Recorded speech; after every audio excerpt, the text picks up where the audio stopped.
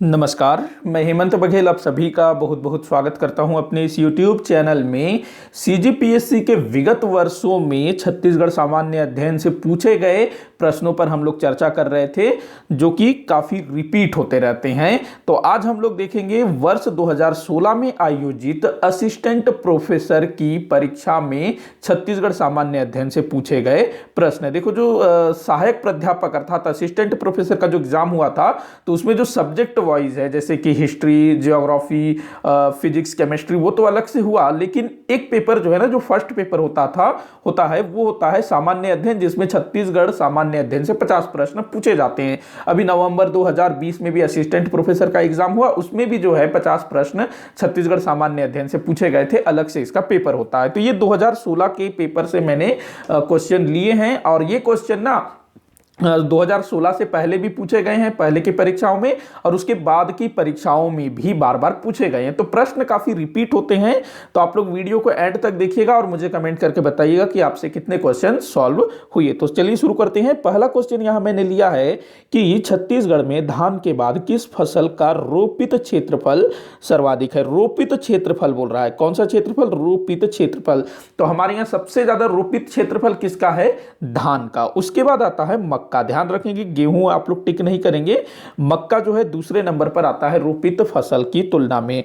वहीं रामतिल, ये जो है अपने उत्तर छत्तीसगढ़ में इसको लगाया जाता है। कोदो कुटकी दक्षिणी छत्तीसगढ़ में, मतलब उत्तर छत्तीसगढ़ मतलब सरगुजा वाला क्षेत्र, दक्षिण छत्तीसगढ़ मतलब बस्तर वाला क्षेत्र। आगे बढ़ते हैं। अगला क्वेश्चन दिया है छत्तीसगढ़ के बस्तर क्षेत्र में ये स्थानांतरित होगा। हाँ, मेरे सिस्टम में थोड़ा सा प्रॉब्लम है, स्थानांतरित ये होगा।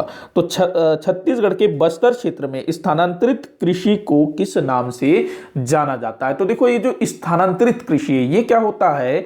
तो आदिवासियों द्वारा, जनजातीय लोगों द्वारा स्थान बदल बदल करके जो कृषि की जाती है, उसको ही स्थानांतरित कृषि किया जाता है। देखो, जो जनजातीय है ना, कुछ जनजातीय समूह ऐसे हैं जिनका जीवन घुमक्कड़ प्रवृत्ति का है। वो लोग जो है एक स्थान पर 2 साल, 3 साल, 4 साल, 5 साल रहेंगे, जब तक कि उनके खेतों में अच्छी फसल हो रही है। जब फसल जो है थोड़ा सा कम होना शुरू हो जाएगा, तो वो लोग जो है उस स्थान को छोड़ करके अन्यत्र कहीं चले जाएंगे और वहां खेती करके जीवन यापन करना शुरू करेंगे। क्योंकि ये लोग जो है ना, किसी प्रकार की कोई खाद वगैरह का प्रयोग नहीं करते हैं, और जो जमीन है वो एक समय के बाद कम उपजाऊ हो जाती है, जो फसल है थोड़ी सी कम होने लगती है, इसीलिए इनको जो है स्थान बदलते रहना पड़ता है।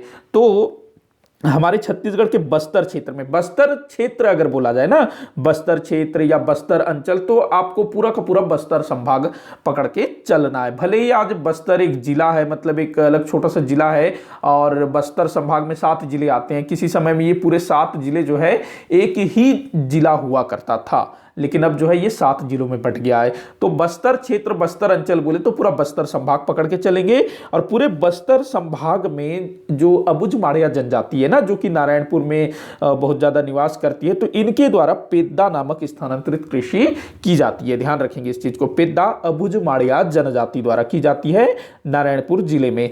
अगला क्वेश्चन हम लोग देखते हैं, छत्तीसगढ़ राज्य में रिजर्व वन का प्रतिशत कितना है? रिजर्व मतलब आरक्षित वन। तो हमारे छत्तीसगढ़ में आरक्षित वन का क्षेत्रफल कितना है? प्रतिशत आपको बताना है 43.13%। कितना? 43.13%। अगर इसको हम लोग अंकों में देखें तो 25,782, 25,782 दशमलव लगा के आप 17 वर्ग किलोमीटर, 25,782.17 वर्ग किलोमीटर क्षेत्र में रिजर्व वन अर्थात आरक्षित वन है, 43.13%। आगे बढ़ते हैं। अगला क्वेश्चन है, छत्तीसगढ़ राज्य के कुल भौगोलिक क्षेत्र के कितने प्रतिशत क्षेत्र वन आच्छादित है? मतलब कि हमारे छत्तीसगढ़ राज्य का जो भौगोलिक क्षेत्रफल है ना, मतलब कि 1,35,191 वर्ग किलोमीटर है ना टोटल अपने छत्तीसगढ़ का क्षेत्रफल। तो इसमें से कितने प्रतिशत क्षेत्र वन आच्छादित है, ये आप लोगों को बताना है। तो कितना प्रतिशत क्षेत्र वन आच्छादित है तो लगभग 44.2% क्षेत्र वनों से आच्छादित है। तो ये कितना होता है, तो 59,772 वर्ग किलोमीटर। कितना, 59,772 वर्ग किलोमीटर में हमारा जो वन है, हमारे छत्तीसगढ़ में जितना भी क्षेत्रफल है ना 1,35,000 वर्ग किलोमीटर, तो 1,35,000 में से ये लगभग 60,000 मतलब 59,772 वर्ग किलोमीटर क्षेत्र में वन है। और इसी 59,772 किलोमीटर वर्ग किलोमीटर क्षेत्र में से जो रिजर्व क्षेत्र है, जो पीछे वाला जो क्वेश्चन था जिसमें 25,782 वर्ग किलोमीटर क्षेत्र रिजर्व है, तो ये चीज आप लोग ध्यान रखेंगे। 3 प्रकार के वन होते हैं, एक तो आपका रिजर्व हो गया आरक्षित, दूसरा होता है संरक्षित मतलब कि प्रोटेक्टेड, तीसरा होता है अवर्गीकृत। तो इन तीनों का आप लोग जो है क्षेत्रफल प्रतिशत याद रखेंगे। इसके बाद जो है साल वन का कितना प्रतिशत है, सागौन का कितना है, मिश्रित कितना है, ये भी आप लोग ध्यान रखेंगे, पूछा जाता है। अगला क्वेश्चन हम लोग देखते हैं, चावल विकास योजना का मुख्य उद्देश्य क्या है। चावल विकास योजना जिसको आईसीडीपी बोला जाता है, तो इसका मुख्य उद्देश्य क्या है ये आप लोगों को बताना है। तो इसका मुख्य उद्देश्य धान के उत्पादन को बढ़ाना बोल रहा है, चावल के विभिन्न प्रकारों पर शोध करना, धान की कृषि हेतु भूमि तैयार उपलब्ध करना, ये उपलब्ध करना ही होना था शायद।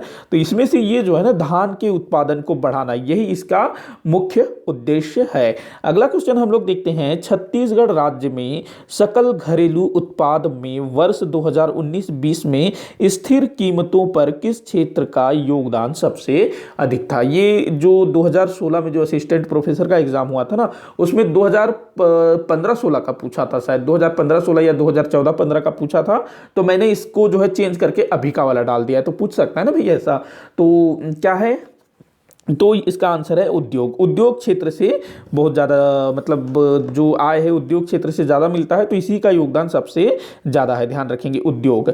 आगे बढ़ते हैं, अगला क्वेश्चन, राज्य सरकार के सुगम संचालन के लिए नियम कौन बनाता है। तो राज्य सरकार के सुगम संचालन के लिए नियम कौन बनाता है, तो यहाँ पर जो असिस्टेंट प्रोफेसर का जो एग्जाम हुआ था उसमें आंसर लिया है राज्यपाल और मंत्रिपरिषद। राज्यपाल और मंत्रिपरिषद मिलकर के राज्य सरकार के सुगम संचालन के लिए नियम तैयार करते हैं, तो ये ध्यान रखेंगे आप लोग।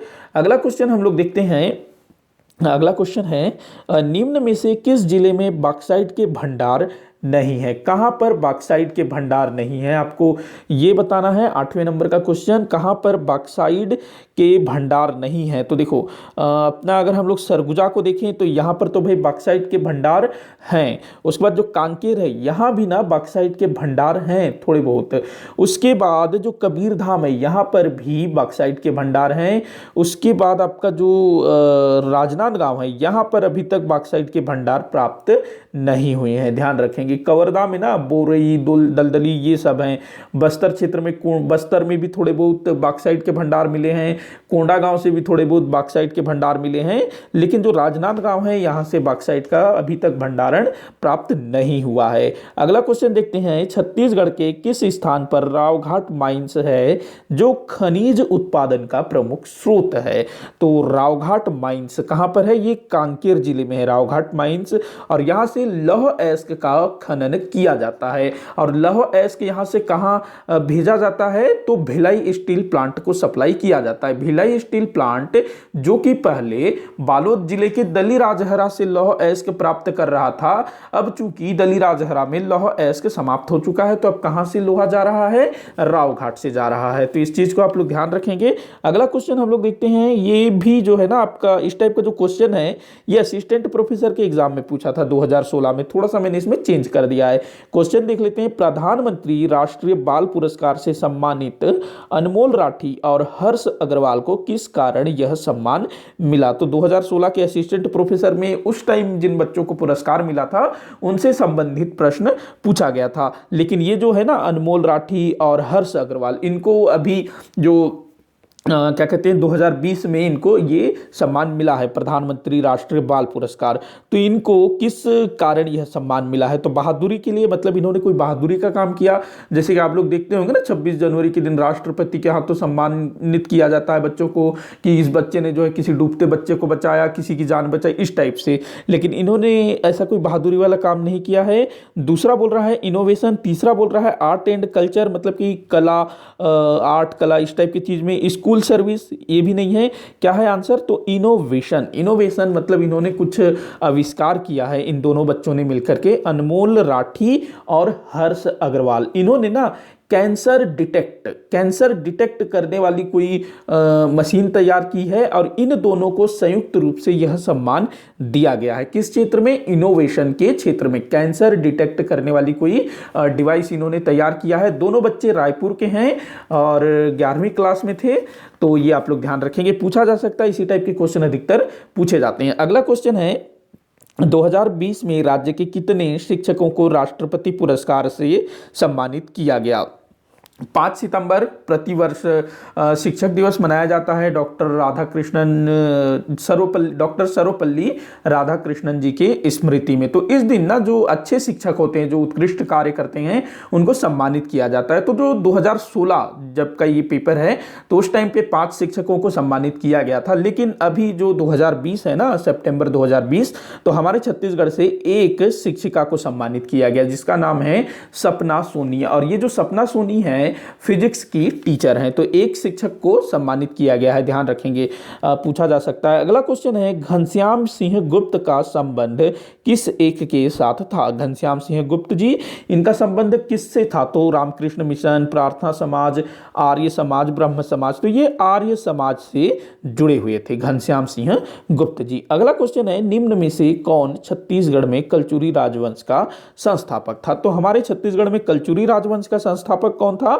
कलिंग राज। देखो ये क्वेश्चन कई बार पूछा गया है। देखो अगर आप लोग मेरी इस वाले सीरीज को शुरू से देख रहे होंगे, तो बहुत सारे क्वेश्चंस ऐसे हैं जो कि बार बार रिपीट हो रहे हैं। तो आपको उन क्वेश्चन को एकदम मतलब हाईलाइट कर लेना है, उनको मतलब एकदम देखना है, भूलना ही नहीं है, क्योंकि वो क्वेश्चन रिपीट हो सकते हैं, हो सकता है अलग तरीके से पूछा जाए।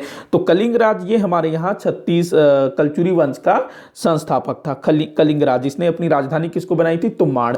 उसके बाद इसका बेटा कमल राज, वो भी जो है कलिंग से ही शासन करता है। बाद में रत्नदेव प्रथम, उसने रतनपुर में राजधानी स्थानांतरित की थी। अगला क्वेश्चन है छत्तीसगढ़ में हठ विवाह किस अन्य नाम से नहीं जाना जाता है? तो हठ विवाह, तो देखो हठ विवाह हमारे छत्तीसगढ़ के जो जनजातीय लोग हैं उनमें अलग अलग प्रकार के विवाह हैं। उन्हीं में से एक प्रकार का विवाह है हठ विवाह। हठ विवाह में क्या होता है कि जो लड़की है ना, वो लड़के के घर चली जाती है। मतलब जो लड़का लड़की एक दूसरे को पसंद कर रहे होते हैं, लेकिन कुछ ऐसे कारण होते हैं कि जो लड़के के जो घर वाले हैं वो लड़की को एक्सेप्ट नहीं कर रहे होते, तो वो उसके घर में चल देती है।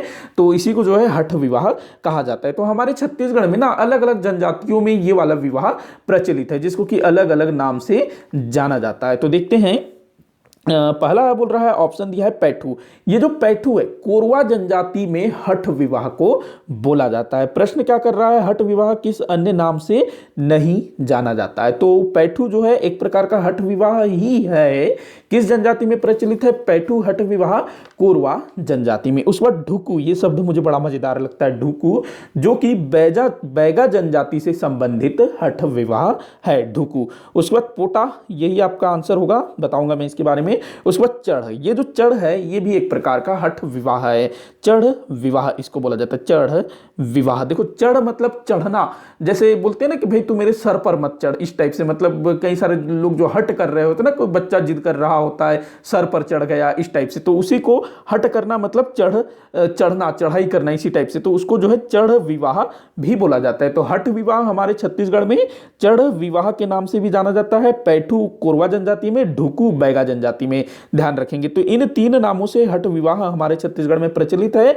ये जो पोटा है ना, जो विवाहित स्त्री है, उसके द्वारा अगर विवाह किया जाता है, उसका पति जीवित है लेकिन वो जो है अपने पति को छोड़ करके भाग गई, कुछ भी कारण हो सकता है, और वो किसी दूसरे पुरुष के साथ विवाह कर लेती है, तो उसको क्या बोला जाएगा? पोटा कहा जाएगा, पोटा विवाह। अच्छा, मैं ना एक मतलब एक मिस्टेक किया था मैंने पिछले वीडियो में। मैंने एक क्वेश्चन पूछा था कि छत्तीसगढ़ में बारातियों के ठहरने के स्थान को क्या कहा जाता है, तो मैंने उसका आंसर बताया था जैन वास।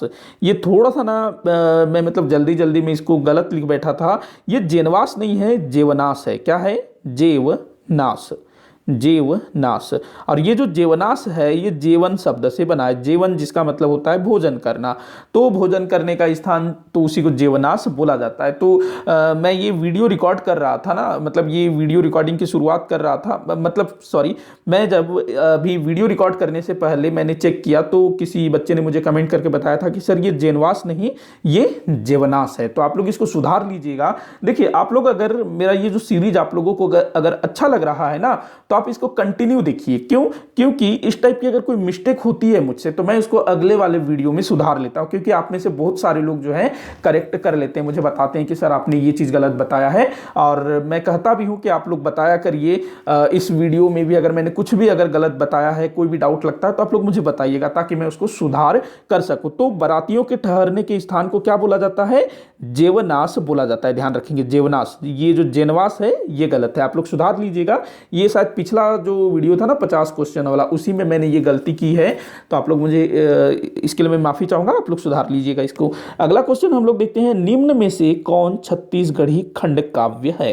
तो छत्तीसगढ़ी खंड काव्य कौन है ये आप लोगों को बताना है।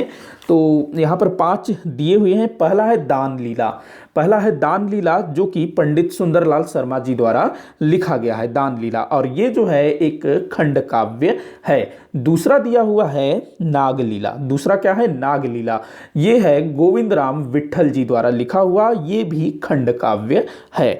तीसरा है सुकवा, तीसरा क्या है? सुकवा, और ये जो सुकवा है ना बृजलाल शुक्ल द्वारा लिखा गया है, सुकवा, बृजलाल शुक्ल। उसके बाद है सीता के अग्नि परीक्षा, सीता के अग्नि परीक्षा कपिलनाथ कश्यप जी द्वारा इसको लिखा हुआ है। उसके बाद है महादेव के बिहाव, महादेव के बिहाव, ये गया प्रसाद बिसालिया, गया प्रसाद बिसरिया कुछ इनका नाम है, हाँ गया प्रसाद बिसरिया, इनके द्वारा लिखा गया है महादेव के बिहाव। और ये पांचों ही खंड काव्य हैं, ध्यान रखेंगे ये 5 खंड काव्य हैं। आपसे पूछा जा सकता है, इनके लेखकों के नाम आप लोग याद रखेंगे, पंडित सुंदरलाल शर्मा, उसके बाद गोविंद राम विट्ठल, हाँ उसके बाद कौन है? बृजलाल शुक्ल, बृजलाल शुक्ल। उसके बाद है कपिलनाथ कश्यप, कपिलनाथ कश्यप। उसके बाद है गया प्रसाद बिसरिया, गया प्रसाद बिसरिया। तो ये पांचों जो है खंड काव्य हैं। तो क्या बताना था कि कौन से खंड काव्य हैं? तो 1 2 3 4 5 सभी खंड काव्य हैं। अगला क्वेश्चन हम लोग देखते हैं, वह कौन सी नदी है जिसे छत्तीसगढ़ में पहले चित्रोत्पला कहा जाता था? तो किस नदी को पहले चित्रोत्पला बोला जाता था?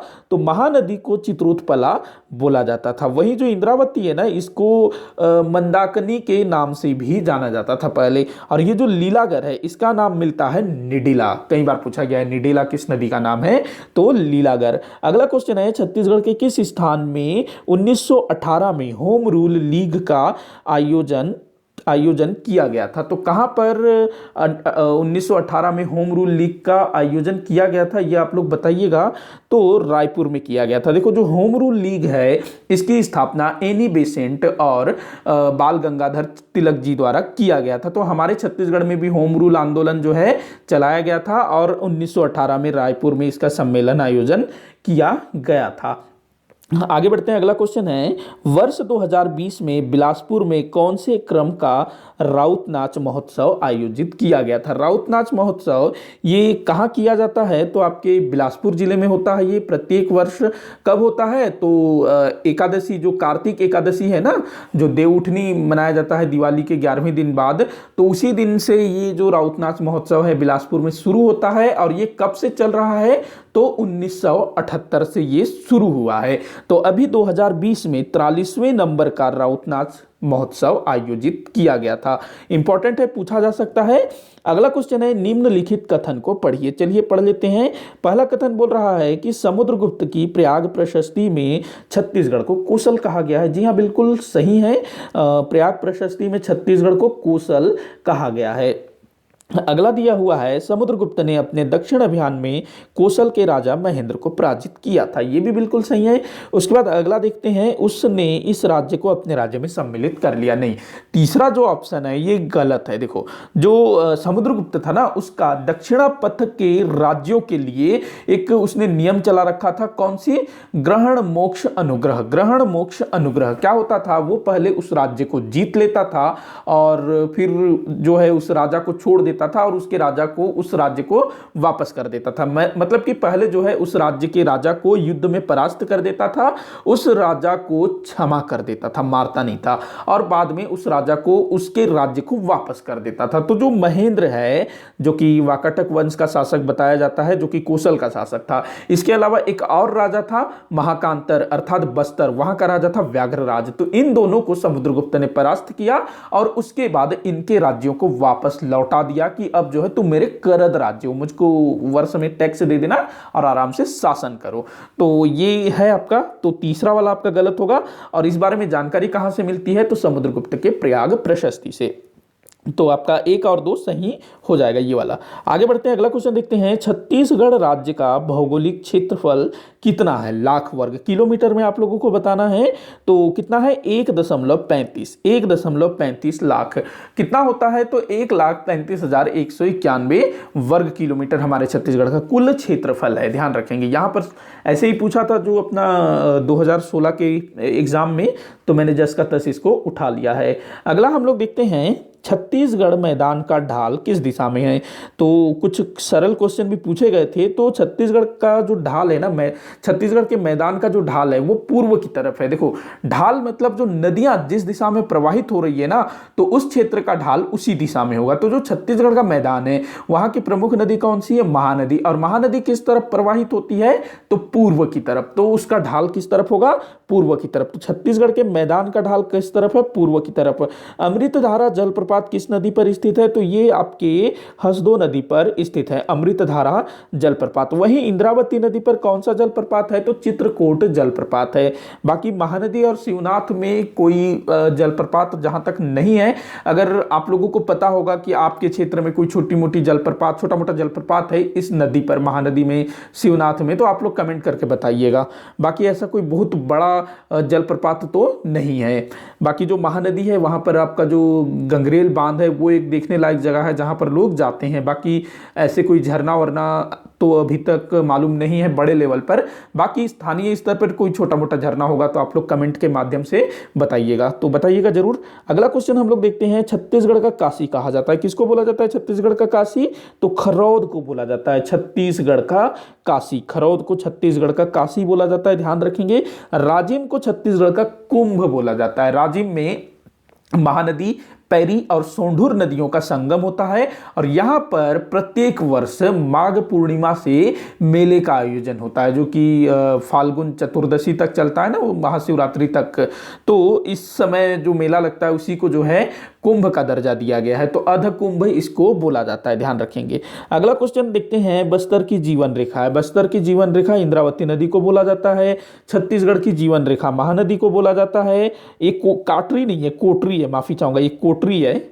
छत्तीसगढ़ की जीवन रेखा महानदी। सरगुजा की जीवन रेखा कौन है? तो रेंड नदी, रिहंद नदी। तो ये चीजें आप लोग ध्यान रखेंगे। अगला क्वेश्चन है, गोरिया खेत के करिया बीज जनौल्ला का क्या उत्तर है? तो ये भी पूछा गया था। तो गोरिया खेत, गोरिया मतलब होता है गोरा, गोरिया मतलब गोरा, मतलब कि सफेद, खेत मतलब खेत, करिया मतलब काला। तो ऐसा कोई खेत है जो कि सफेद है और वहां पर कैसे बीज बोए जाते हैं? काला बीज। तो सफेद खेत काला बीज इसका हिंदी में अनुवाद होगा। तो क्या होगा इसका आंसर? जनौल्ला मतलब पहेली होता है, तो इसका आंसर होगा कागज कलम। कागज कलम, कागज व्हाइट होता है, कलम काला होता है। वैसे अलग अलग कलर भी आते हैं लेकिन नॉर्मली यही होता है। तो जनौल्ला आप लोग देखिएगा, मेरे चैनल पर आपको मिल जाएंगे जनौल्ला पर काफी सारे वीडियोज। अगला क्वेश्चन हम लोग देखते हैं, अबुझमाड़ पहाड़ी किस जिले में है? तो अबुझमाड़ पहाड़ी ये नारायणपुर जिले में है। वैसे थोड़ा सा इसका जो विस्तार है ना, कुछ हल्का सा बीजापुर की तरफ भी है, बट जितना इसका एरिया है अधिकतर नारायणपुर जिले में ही है। यहां पर अबुझमाड़िया जनजाति का संकेंद्रण है। अगला क्वेश्चन है, किस कलचुरी शासक ने राजधानी छुरी कोसगई स्थानांतरित की थी? तो किसने की थी? बहारेंद्र शाह। देखो, जो बहारेंद्र शाह है कलचुरियों का एक ऐसा टाइम आया था जब कलचुरियों के विषय में हमको कोई जानकारी मिलती है। प्रतापमल कलचुरी वंश का एक शासक हुआ और उसके बाद बहारेंद्र शाह। इन दोनों के बीच कौन से शासक आए, कब तक उन्होंने शासन किया, कहां पर शासन किया, क्या घटनाएं घटित हुई, इस विषय में कोई जानकारी नहीं मिलती है। और इस काल को बोला जाता है कलचुरियों का अंधकार युग। और अंधकार युग के समाप्त होने के बाद हमको जो है बहारेंद्र शाह के विषय में जानकारी मिलती है, जिसने अपनी राजधानी छुरी कोसगई को बना रखी थी। ऐसा कहा जाता है कि इसके समय में ना जो मुगल थे, जो मुस्लिम शासक थे, उनके आक्रमण के भय से ही इसने छुरी कोसगई को अपनी राजधानी बनाई थी। और छुरी कोसगई में ही इसने कोसगई माता का मंदिर भी बनवाया था। अगला क्वेश्चन है, प्राचीन छत्तीसगढ़ के लेखक कौन है? तो प्राचीन छत्तीसगढ़, ये कोई पुस्तक है प्राचीन छत्तीसगढ़, तो इसके लेखक कौन है आपको ये बताना है। तो कौन है इसके लेखक? तो प्यारेलाल गुप्त जी इसके लेखक हैं। हाँ, प्यारेलाल गुप्त जी इसके लेखक हैं। किसके? प्राचीन छत्तीसगढ़ के। इनकी ना अन्य रचनाएं हैं, जैसे बिलासपुर वैभव, इसके बाद लवंगलत एक उपन्यास है, उसके बाद एक दिन ना नाटक है, हमर कत का सुंदर गांव, ये इनकी कविता संग्रह है। इसके अलावा इन्होंने छत्तीसगढ़ी भाषा पर भी एक पुस्तक लिखी है, प्राचीन छत्तीसगढ़ी बोली। और ये आपका जो है प्राचीन छत्तीसगढ़, जो छत्तीसगढ़ के इतिहास पर आधारित है, किसने लिखा है? प्यारेलाल गुप्त जी ने। अगला क्वेश्चन है, अच्छा ये है ना, छत्तीसगढ़ी मुहावरा कथरी ओढ़े घी खाए का क्या अर्थ है? तो कोई छत्तीसगढ़ी मुहावरा है, ये भी आपके असिस्टेंट प्रोफेसर में पूछा था, कथरी ओढ़े घी खाए। कथरी मतलब क्या होता है? एक प्रकार का गरम कपड़ा होता है। हाँ, इसके लिए एक ना गरम कपड़ा होता है जो कि घर के पुराने टूटे फूटे कपड़ों से बनाया जाता है, फटे पुराने कपड़े से बनाया जाता है। मतलब कि फटा पुराना चादर हो, फटा पुराना कंबल हो, कुछ भी कपड़ा जो कि बेकार है, पुराना है, फेंकने वाला है, तो उससे जो है कथरी तैयार किया जाता है। मतलब कि बहुत सारे फटे पुराने कपड़ों को ना जोड़ जोड़ के थोड़ा सा मोटा बना दिया जाता है, रजाई टाइप का, जिसको ओढ़ने पर अच्छा गर्म लगता है। और ये जो कथरी है, अधिकतर गरीब दुरीब जो लोग होते हैं ना, गरीब लोग होते हैं, निर्धन लोग होते हैं, उनके द्वारा इसका प्रयोग किया जाता है।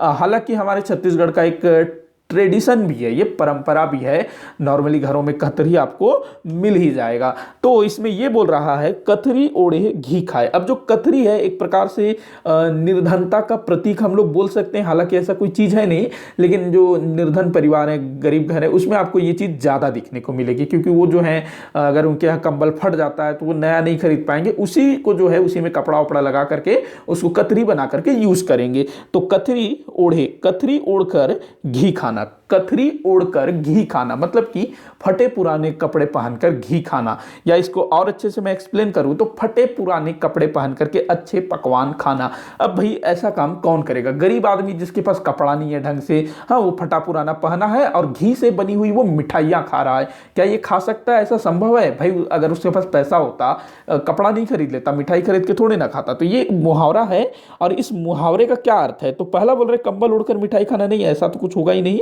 कंजूस होना थोड़ा बहुत हो सकता है। इसका जो आंसर है वो है संपन्नता छिपाना। देखो कई सारे लोग ऐसे होते हैं जिनके पास बहुत पैसा होता है, लेकिन वो कैसे टाइप के घर में रहेंगे? बिल्कुल एकदम सामान्य घर में, टूटा फूटा घर। हाँ, घर में कोई ढंग का गाड़ी भी नहीं रहेगा, पुराना वो खटारा गाड़ी लेकर के घूमते रहेंगे, कपड़े लत्ते भी वो लोग ढंग से नहीं पहनेंगे, लेकिन अंदर जो है बहुत सारा पैसा माल भर के रखे रहेंगे। तो ये क्या है? संपन्नता छिपाना। कई सारे लोग होते हैं ऐसे जो दिखावा नहीं करना चाहते, लेकिन भाई जितना है, जो मतलब अपनी जरूरतें हैं उसको तो पूरी करो ना। ऐसा नहीं कि भाई घर जो है पूरा टूट रहा है, फूट रहा है, फिर भी नहीं बना रहे हैं। भाई जैसा बनाना है नॉर्मल वैसा बना लो आप, जरूरी थोड़ी कि आपको बहुत बढ़िया ही बनाना, दिखावा करना है। तो उसी के लिए यहाँ छत्तीसगढ़ी में बोला जाता है कथरी ओढ़े घी खाए, खतरी ओढ़ के घी खाना, संपन्नता छुपाना। तो ये आप लोग ध्यान रखेंगे। अगला क्वेश्चन है, मुरिया जनजाति का माओपाटा नृत्य क्या है? तो मुरिया जनजाति में माओपाटा नृत्य किया जाता है, तो ये एक शिकार नृत्य है, ध्यान रखेंगे, शिकार नृत्य है, एक प्रकार की नाटिका भी इसको हम लोग बोल सकते हैं। अगला क्वेश्चन है, निम्न में से कौन गोंड जनजाति की उपजाति नहीं है? तो गोंड जनजाति की उपजाति, देखिए हमारे छत्तीसगढ़ में ना टोटल 42 जनजाति समूह निवास करते, कितने? 42। और ये जो 42 जनजाति समूह है ये 161 उपजातियों में बटे हुए हैं। और जो गोंड है ना वो बहुत बहुत जनसंख्या में सबसे बड़ी जनजाति है और गोंड जनजाति के बहुत सारी उपजातियां हैं। मेरे ख्याल से शायद 41 है, शायद मेरे ख्याल से, मैं पक्का नहीं हूं, मैं इसको अगले वीडियो में आपको कंफर्म करूंगा कि गोंड जनजाति कितनी जनजातियों में बटी हुई है। शायद 41 होना चाहिए मेरे ख्याल से, अभी के लिए इसको हम लोग छोड़ देते हैं। तो टोटल जो है 42 जनजातियों में बटी है हमारे छत्तीसगढ़ की जनजातियां, और ये 161 उपजातियों में बटी है, टोटल 42। और ये जो 42 जनजाति है 161 उपजातियों में बटी हुई है। तो गोंड के एक तो मुरिया गोंड जनजाति की उपजाति है, कंडरा भी है, ओझा भी है, लेकिन ये जो मुरहा है ना, मुढ़ा, ये नहीं है। तो आपका द आंसर हो जाएगा। अगला क्वेश्चन है, शहीद वीर नारायण सिंह जी किस जनजाति से थे? तो पिंजवार जनजाति से थे। और पिंजवार जनजाति एक और चीज के लिए जाना जाता है, इसमें तीर विवाह प्रचलित है। अगर किसी लड़की का विवाह नहीं हो रहा है उसको तीर से विवाह कर देंगे। बड़ा मतलब अटपटा टाइप से लगता है कि तीर से विवाह कर देना, मतलब कि भाई उसको तीर सौंप दो और उसको जो भी लड़का पसंद आए उसको जाके बोलेगी भाई मुझसे शादी कर लो, नहीं करोगे तो मुझको अधिकार दिया गया है कि मैं तीर से तुमको मार दूं, इस टाइप से कुछ होगा। खैर मैं ये मजाक कर रहा हूं, ऐसा तो नहीं होगा। बताइएगा ये मतलब क्या इसका तुक बनता है कि तीर से विवाह करना, अगर किसी को मालूम हो तो। आगे बढ़ते हैं, भुजिया जनजाति का लाल बंगला क्या है? तो भुजिया जनजाति जो कि हमारे छत्तीसगढ़ राज्य सरकार द्वारा इसको विशेष पिछड़ी जनजाति का दर्जा दिया गया है, साथ ही साथ पंडो जनजाति को भी। तो भुजिया जनजाति में लाल बंगला कोई है, लाल बंगला, तो ये क्या चीज़ है? तो ये रसोई घर को बोला जाता है लाल बंगला, क्योंकि इनका जो रसोई घर है ना वो लाल रंग से पुता हुआ होता है। अगला क्वेश्चन हम देखते हैं, कुरुख बोली कौन बोलते हैं? तो कुरुख बोली ये भी पीछे किसी वीडियो में आया था शायद ये क्वेश्चन, उर्राव जनजाति द्वारा इसको बोला जाता है कुरुख बोली। और ये ना अपना क्या कहते हैं, द्रविड़ भाषा द्रविड़ भाषा समूह का हिस्सा है। मतलब कि हमारा छत्तीसगढ़ में ना जो छत्तीसगढ़ी बोली है, हल्बी बोली है, ये लोग आर्य भाषा परिवार का हिस्सा है। लेकिन वहीं जो कुरुख है, दोरली है, आपका गोंडी है, ये सब जो है द्रविड़ भाषा परिवार का हिस्सा है। ध्यान रखेंगे इस चीज को। अगला क्वेश्चन हम देखते हैं, क्या है, भाण देउल मंदिर कहाँ स्थित है? भाण देउल मंदिर ये आरंग में स्थित है, भाण देउल मंदिर। अगला क्वेश्चन देखते हैं, राजमोहिनी देवी मुख्यतः किस कार्य क्षेत्र से संबंधित थी? तो देखो राजमोहिनी देवी अगर हम लोग देखें तो साहित्य से तो इनका कोई संबंध नहीं था, आपके शिक्षा से भी संबंध नहीं था, राजनीति से इनका संबंध था, लेकिन मुख्यतः बोल रहा है मुख्यतः किस कार्य क्षेत्र से थी? तो समाज सेवा का इनका मतलब ये जो है मुख्यतः समाज सेवा से जुड़ी हुई थी। हालांकि राजनीति से भी इनका जुड़ाव था, लेकिन मुख्यतः ये समाज सेवा से जुड़ी हुई थी। अगला क्वेश्चन है, छत्तीसगढ़ का संगीत विश्वविद्यालय किसके नाम पर स्थित है? तो हमारे छत्तीसगढ़ के जो राजनांदगांव के खैरागढ़ में इंदिरा कला संगीत विश्वविद्यालय स्थित है। तो ये किसके नाम पर बना हुआ है? तो कई सारे बच्चे यहाँ पर फर्स्ट नंबर को टिक कर देते हैं, इंदिरा गांधी। नहीं, इंदिरा लग गया तो इंदिरा गांधी थोड़ी ना होंगी। ये जो है ना, जो इंदिरा लगा हुआ है वो खैरागढ़ के राजा की बेटी थी, मतलब कि खैरागढ़ की राजकुमारी थी इंदिरा देवी। तो उनका जो है संगीत से काफी उनको लगाव था, उनका डेथ हो गया तो उनके पिता ने उसके नाम पर जो है विश्वविद्यालय की स्थापना की। तो यहां आपका आंसर हो जाएगा द, इनमें से कोई नहीं। अगला क्वेश्चन देखते हैं, कौन सा नाटक कपिलनाथ मिश्र द्वारा लिखा हुआ नहीं है? तो कपिलनाथ मिश्र इन्होंने काफी सारे नाटक लिखे हैं, काफी सारे हमारे जो छत्तीसगढ़ी साहित्य को इन्होंने काफी क्या कहते हैं भरा है, मतलब छत्तीसगढ़ी साहित्य में इनका बहुत बड़ा योगदान है। तो देखिए, जो पूजा के फूल ये इनका एक नाटक है कपिलनाथ मिश्र जी का। उस वक्त गुर्रावट विवाह ये भी है, अंधियारी रात ये भी है। लेकिन जो साहूकार से छुटकारा ये कपिलनाथ मिश्र जी ने नहीं लिखा, ये टिकेंद्र टिकरिहा ने लिखा है, साहूकार से छुटकारा। तो बाकी तीन जो है कपिलनाथ मिश्र द्वारा लिखा गया नाटक है। ये भी नाटक है साहूकार के छुटकारा, लेकिन ये किसने लिखा है? तो टिकेंद्र टिकरिहा। ध्यान रखेंगे। अगला क्वेश्चन हम लोग देखते हैं, गोंचा पर्व किस जिले में मनाया जाता है? तो ये आपके बस्तर जिले में मनाया जाता है गोंचा पर्व, जो कि एक रथ उत्सव है। अगला क्वेश्चन देखते हैं, आनंद कुटी विहार में स्थापित मुख्य प्रतिमा किसकी है? गौतम बुद्ध जी से संबंधित है आनंद कुटी विहार में जो मूर्ति स्थापित है। अगला क्वेश्चन है, बारसूर के मंदिर एवं मूर्तियां किन शासकों द्वारा निर्मित है? तो बारसूर के जो मंदिर है ना, देखो इस क्षेत्र में आपके नल शासकों ने भी शासन किया, काकतीय शासकों ने भी शासन किया, वही नाग शासकों ने भी शासन किया। और जो आपके वाकाटक शासक थे, उनका नलों के साथ काफ़ी संघर्ष भी चला था। और ये जो मंदिर है, बारसूर में मंदिर है आपका, मूर्तियां हैं, उसका निर्माण करवाया था नाग शासकों ने। नाग शासकों ने, ध्यान रखेंगे, नाग शासकों द्वारा यहाँ पर मंदिर बनवाया गया था। अगला क्वेश्चन हम लोग देखते हैं, छत्तीसगढ़ की कौन सी लोक गाथा में सीता माता और लक्ष्मण जी का वर्णन है? तो देखिए, छत्तीसगढ़ में कई सारे लोक गाथाएं हैं, जैसे कि ढोला मारू हो गया, फूल कुंवर की गाथा, फूलवासन की गाथा, लोरिक चंदा की गाथा। तो इनमें से वह लोक गाथा कौन सी है जिसमें माता सीता और लक्ष्मण जी का वर्णन है? तो ये आपको फूलवासन की गाथा में मिलेगा। देखो, फूलवासन की गाथा में क्या है कि जो माता सीता, लक्ष्मण जी और श्री रामचंद्र जी जब ये वनवास काट रहे होते हैं, तो जो माता सीता है उनको कोई फूल पसंद आ जाता है, और वो लक्ष्मण जी से कहती हैं कि आप जो है मेरे लिए वो फूल लेकर के आओ। वो फूल कौन सा फूल था? तो फूलवासन। और जो लक्ष्मण जी है बड़ी मुश्किल से उस फूल को लेकर के आते हैं माता सीता के लिए। तो इन दोनों का इसमें वर्णन मिलता है। अगला क्वेश्चन है, बारात के स्वागत के समय गाया जाने वाला गीत कौन सा है? तो बारात के स्वागत के टाइम पर कौन सा गीत गाया जाता है? ये जो तेल चग्घी है, ये तेल चढ़ाने के समय गाया जाता है। चुलमाटी, जब मंडप गाड़ने के लिए, जब मंदिर या गांव के जो पवित्र स्थल है वहां से जब मिट्टी लाया जाता है, उस टाइम से चुलमाटी गीत गाया जाता है। भड़ैनी, ये ना आपके जब बारातियों को भोजन कराया जाता है ना, तो उस टाइम पर भड़ैनी गीत गाया जाता है, ये हास परिहास वाला होता है। और बारात के स्वागत के टाइम पर परघैनी गीत गाया जाता है। वो आप लोग जेवनास को याद रखिएगा, जो मैंने पिछले वीडियो में बताया था जेवनास, मैंने जेनवास बता दिया था। मतलब कि जो बाराती हैं उनको कहाँ ठहराएंगे? जेवनास में, न कि जेनवास में। तो ये मुझसे मिस्टेक हो गया था, ध्यान रखेंगे इस चीज़ को, आप लोग सुधार लीजिएगा। निम्न मंदिरों के निर्माण का सही कालक्रम का चयन कीजिए। तो नीचे कुछ मंदिरों के नाम दिए हुए हैं।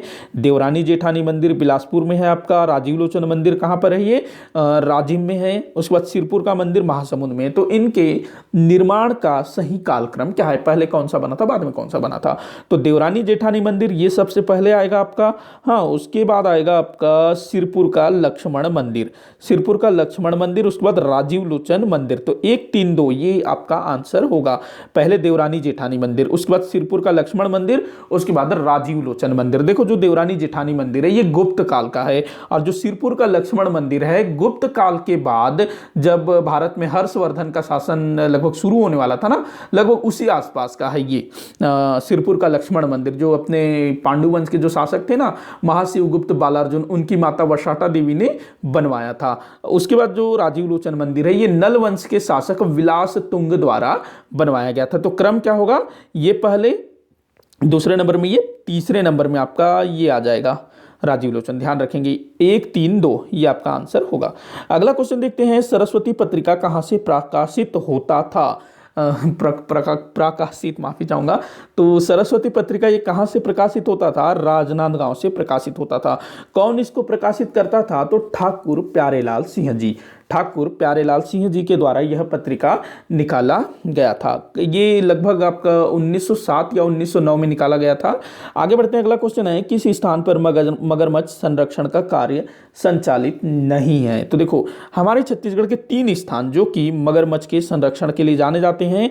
पहला, नारायणपुर के जाटलूर नदी में, नारायणपुर में जाटलूर नदी। दूसरा, जांजगीर चांपा के कोटनी सुनार में। तीसरा, भैंसा दरहा, जो कि आपके बस्तर जिले के कांगेर घाटी राष्ट्रीय उद्यान में स्थित है।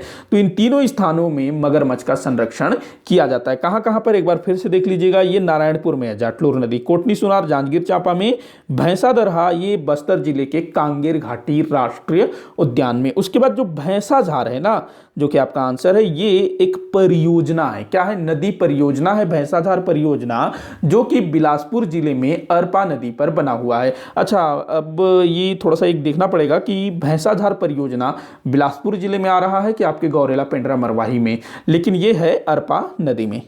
अगला क्वेश्चन हम लोग देखते हैं, तेलिन घाटी का मंदिर कहाँ स्थित है? तो देखो, मैंने बताया था तेलिन घाटी के विषय में कि जो तेलिन घाटी है ये गोदावरी और महानदी के बीच जल विभाजक का काम करती है। और ये जो तेलिन घाटी है ना, केशकाल घाटी को ही बोला जाता है, मतलब उसी के विस्तृत रूप को।